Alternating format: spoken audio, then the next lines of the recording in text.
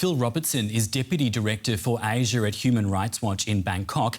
I asked him what he had to say about the global response to this attack and other abuses by Myanmar's military. Well, it's shocking how underwhelming the reaction of the international community has been about this. I mean, it's almost like the international community has gotten used to daily violations and massacres happening in Myanmar. If this was in Ukraine, it would be front page all around the world. But because it's in a remote part of northern Myanmar, hardly anybody pays any attention. The reality is that this is a military that is waging war on its people.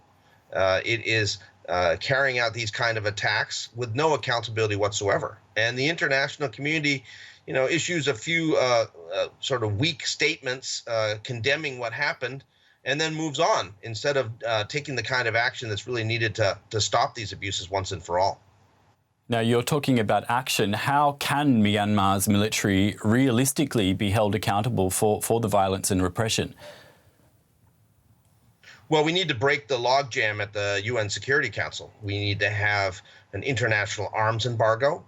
We need to have authorization for wide-ranging sanctions against the Myanmar military and its interests.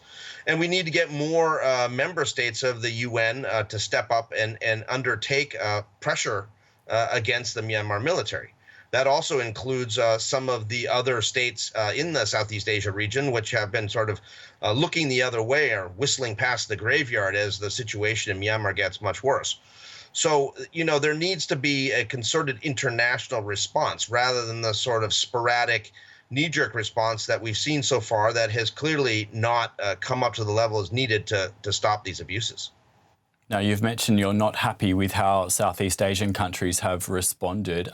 Foreign ministers from Southeast Asia will be shortly holding a special meeting in Indonesia on the violence in Myanmar. What should or would you like to see come out of that? Well, I think the 5-point consensus that ASEAN has been trying to pursue for the last almost 2 years in Myanmar, it has to be recognized that that is a failed strategy. That depended on goodwill from the Myanmar military junta, and there's been none of that. So it's time to move to a different policy, one where the frontline states are willing to actually exert pressure against Myanmar. And that's not just, disinviting Myanmar from all ASEAN events, but it also means undertaking actions on trade and sanctions dealing with Myanmar as well.